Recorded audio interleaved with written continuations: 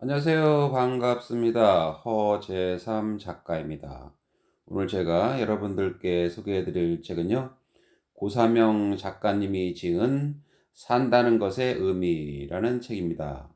부제는 어느 제일 조선인 소년의 성장 이야기. 뒷표지를 한번 읽어 드리겠습니다. 낯선 나라에서 이방인으로 살아야 했던 한 소년이 살아간다는 것의 의미를 깨달아가는 과정을 웃음과 울분, 잔잔한 감동으로 담아낸 책. 일본의 작은 마을에서 아버지와 형과 함께 살아가는 소년 3이 처음으로 만난 바깥 세상인 소학교에 입학하면서 소년은 작은 어깨에 짊어지기에는 벅찬 현실과 마주하게 된다. 차별과 소외를 겪으며 외롭고 힘겨운 인생길을 걸어야 했던 소년. 삶의 끝에서 소년을 지켜준 것은 바로 인간의 상냥함이었다. 내가 제일 좋아하는 말은 상냥함입니다. 상냥함이란 다른 사람을 걱정하는 마음입니다. 우리가 평생토록 지녀야 할 마음이 바로 이와 같습니다. 이 세상에서 가장 창조적이고 훌륭한 것은 다른 사람을 걱정해주는 마음입니다.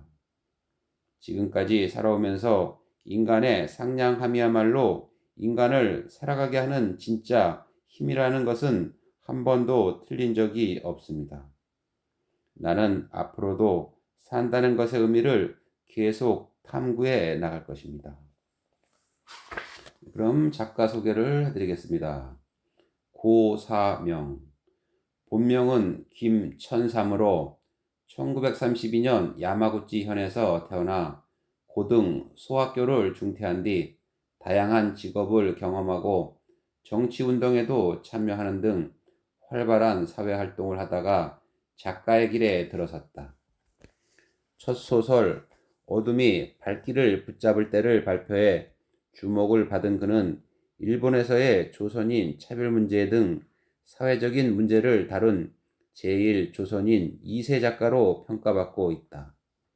그가 쓴 작품들은 단순한 민족 문제를 넘어서 사람이 살아가는데 정말 중요한 것이 무엇인지를 깨닫게 하는 인간 공통의 문제를 문학 작품으로 승화시켜 일본인들에게도 큰 사랑을 받고 있다. 그럼 들어가는 말을 한번 보겠습니다. 소중한 인생. 사람은 누구나 이 세상에 태어나는 순간 응아하고 씩씩한 울음을 터뜨립니다. 생명이 얼마나 고귀한지는 아기의 울음소리를 한 번이라도 들어본 사람이라면 말하지 않아도 알 것입니다.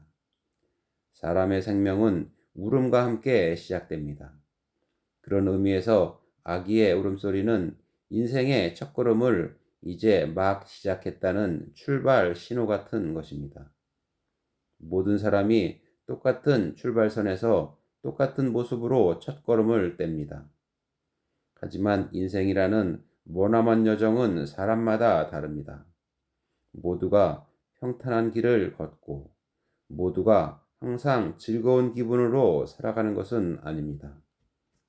인간의 삶은 커다란 도시와 들과 산과 강을 지나는 좁다란 오솔길과 비슷합니다. 이 길을 걸어가면서 여러 가지 사건과 마주치게 됩니다. 예를 들어 간절히 바라던 시험에 합격하는 것도 사건 중 하나라고 할 수 있습니다. 반대로 불합격이라는 사건과 만날 수도 있습니다.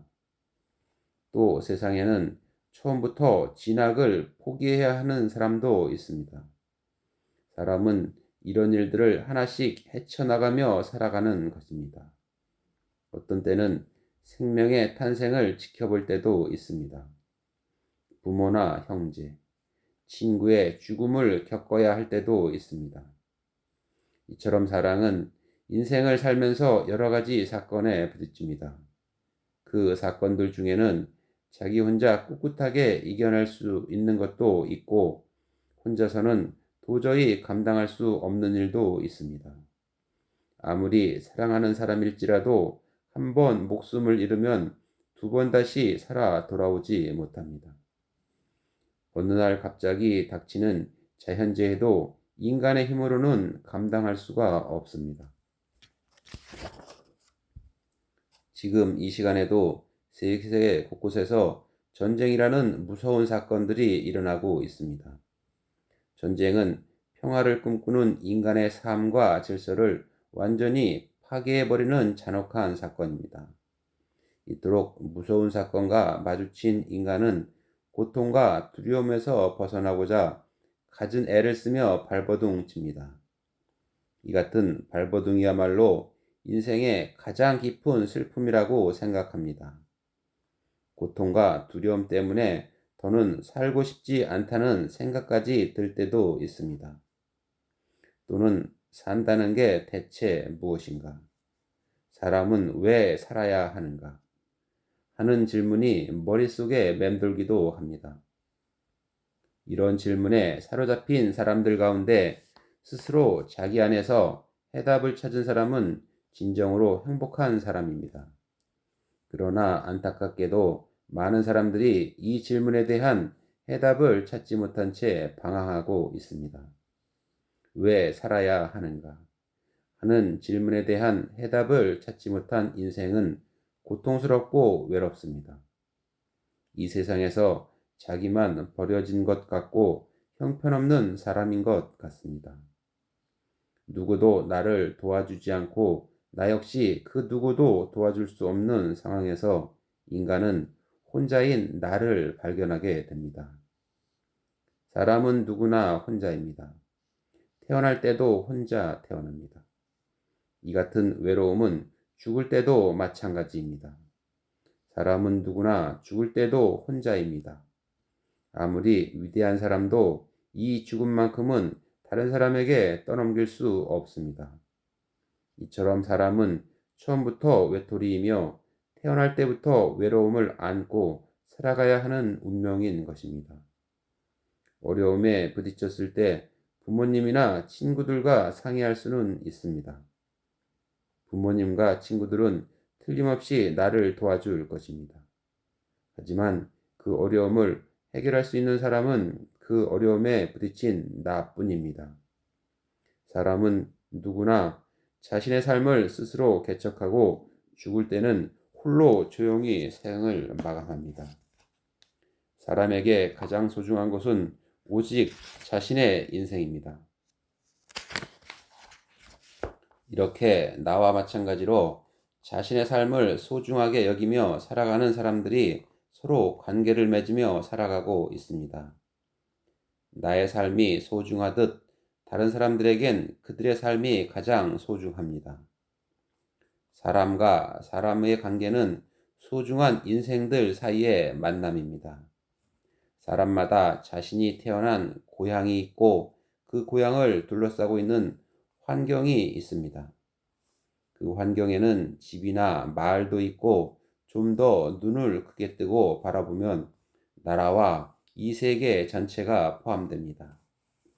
이런 환경은 시대를 거쳐 자신의 소중한 인생을 보듬으며 살아왔거나 혹은 살고 있는 여러 사람들의 손길이 만들어낸 것입니다. 무심히 걷고 있는 길에도 그 길을 거쳐간 수많은 사람들의 인생이 투영되어 있다고 할 수 있습니다.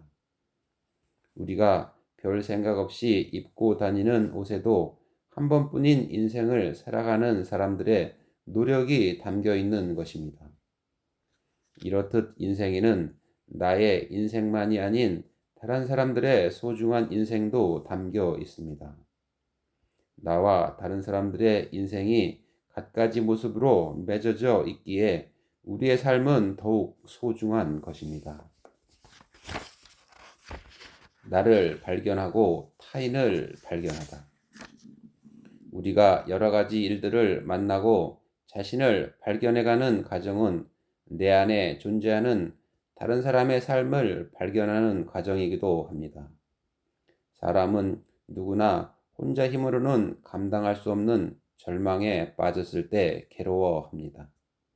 하지만 그 그 절망 속에서 우리는 외톨이인 나를 발견할 수 있고 나의 삶과 연결된 수많은 사람들의 인생도 발견할 수 있습니다. 우리는 이 같은 과정을 통해 인간에 대한 상냥함을 키워나갈 수 있습니다. 이렇게 생각해 보면 인생이란 자기 안에서 자신과 다른 사람들을 발견해가는 과정이라고 할 수 있습니다. 분명 우리는 자신의 두 발로 인생의 첫걸음을 시작합니다. 그러나 어떤 경우에도 마지막까지 혼자인 사람은 없습니다. 이 걸음이 반복되는 동안 나도 모르는 사이에 수많은 사람들의 인생과 겹쳐지기 때문입니다. 내 걸음에 묻어나는 다른 사람들의 발자국을 바라보면서 나에 대한 이해가 더욱 깊어지는 것입니다. 이 발자국은 그 사람이 살고 있는 사회와 그 사람이 속한 민족을 발견하는 것과도 연결됩니다. 내가 속한 민족을 발견함으로써 나와 다른 민족을 발견하게 되고 이를 통해 세계를 발견하게 됩니다. 자기 안에서 세계를 발견한 사람은 스스로를 좀 더 깊이 이해할 수 있습니다. 우리가 살고 있는 세상을 좀 더 깊이 이해하고 있는 사람은 자기 자신에 대해서도 그만큼 많은 것을 이해할 수 있습니다. 산다는 것의 진정한 의미는 사람이 자기 자신에서 출발해 세계를 이해하고 세계를 이해하게 된 그 눈으로 다시 자기 자신을 이해하게 되는 과정입니다. 그것이 인간의 참된 걸음이며 우리가 추구해야 할 삶의 진정한 의미입니다. 세계와 자기 자신을 이해한 사람은 결코 외롭지 않습니다. 여전히 혼자이기는 하겠지만 그 내면에는 외톨이일 수밖에 없는 자신을 뛰어넘은 인간으로서 얻게 되는 여러 가지 기쁨과 만족이 가득할 따름입니다. 사람은 누구나 기쁨과 슬픔, 괴로움을 통해 인생을 배웁니다. 저마다 살아가는 모습과 위치는 다르지만 모든 인생은 기쁨과 슬픔, 괴로움을 안고 살아갑니다. 그런 의미에서 사람은 모두 평등하다고 할 수 있습니다. 그리고 이 평등은 모든 사람이 각자 원하는 대로 살아갈 수 있다는 가능성을 보여줍니다. 일본에는 약 60만 명의 제1조선인이 살고 있습니다. 나는 그 제1조선인 중 한 명입니다. 나에게도 나만의 걸음이 있습니다. 나의 걸음은 제1조선인으로 불리는 사람들과 많이 닮아 있습니다. 그렇다고 제1조선인 모두가 똑같은 걸음을 걷고 있다는 뜻은 아닙니다. 내가 살면서 겪은 많은 문제들은 그것이 다른 조선인들이 겪은 문제와 어떤 공통점이 있다고 할지라도 어디까지나 나만의 것이었다고 할 수 있습니다. 나는 최선을 다해 이 길을 걸어왔습니다. 지금 생각해보면 나의 걸음은 일본과 조선을 이해하고 사람들의 마음속에 숨어있는 상냥함을 발견해가는 걸음이었습니다. 나아가 이 세계를 이해하는 소중한 걸음이었습니다. 나는 죽을 각오로 열심히 살아왔고 그 노력들은 무엇과도 바꿀 수 없는 소중한 선물입니다. 이 책은 제1조선인 가운데 한 명인 내가 인생을 살면서 겪은 여러 가지 사건들에 대한 기록입니다. 조선인과 일본인이 서로를 좀 더 깊이 이해하고 상대방의 마음속에도 나와 똑같은 상냥함이 숨어 있음을 알게 되기를 바라는 마음으로 펜을 들었습니다. 그럼 본문으로 한번 들어가 보겠습니다. 강제로 끌려온 조선인들, 내 기억의 시작. 일본에는 일본인뿐 아니라 전 세계에서 찾아온 여러 나라의 사람들이 살고 있습니다. 미 대륙과 아시아 각 나라에서 또 유럽과 소련과 아프리카 각 나라에서 일본으로 찾아오는 것입니다. 일본인도 여러 나라에서 살고 있습니다.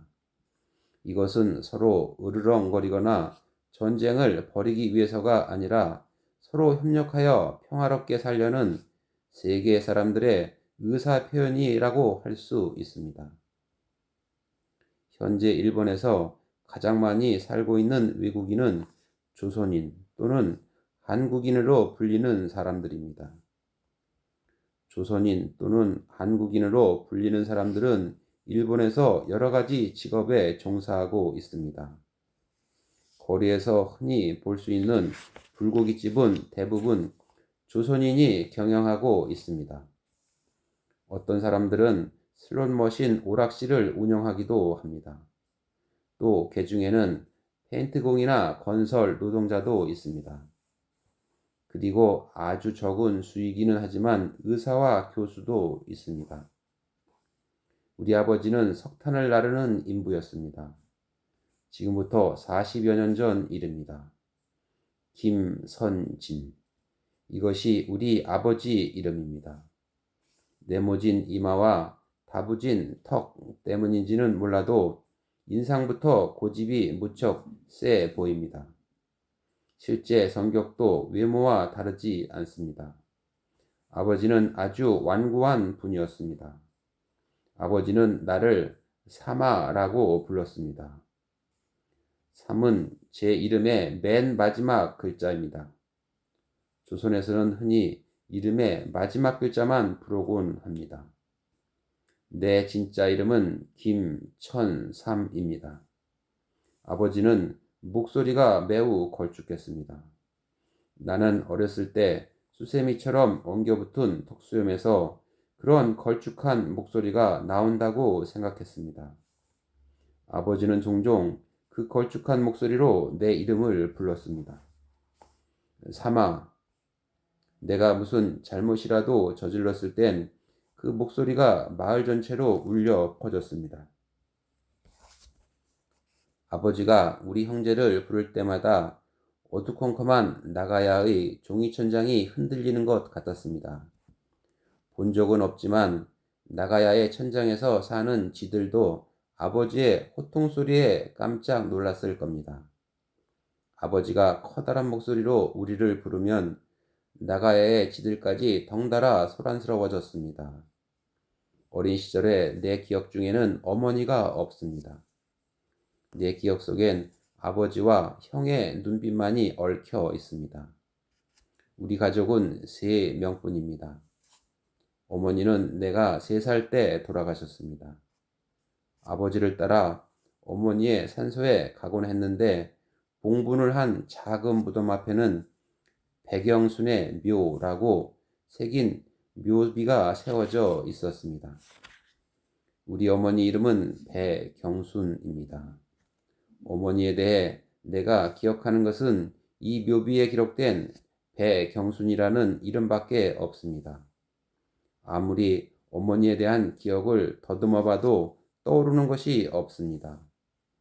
어머니 사진이 한 장이라도 있었다면 사진이 아니더라도 뭔가 추억거리가 될 만한 유품이라도 하나 있었다면 그 유품을 기억의 계단으로 삼아 머릿속 깊은 곳에 가라앉아 있는 어머니에 대한 기억을 되살릴 수도 있었을 것입니다. 그런데 이유는 알 수 없지만 우리 집엔 어머니 사장이 한 장도 없었고 어머니가 입었던 옷이나 머리빗도 없었습니다. 어머니는 아무것도 남기지 않았습니다.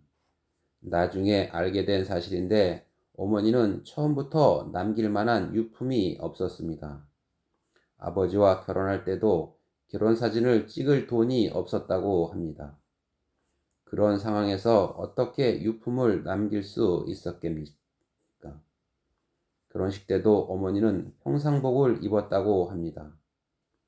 어머니는 아버지와 함께 석탄을 쌓아두는 곳에서 일꾼으로 일했습니다.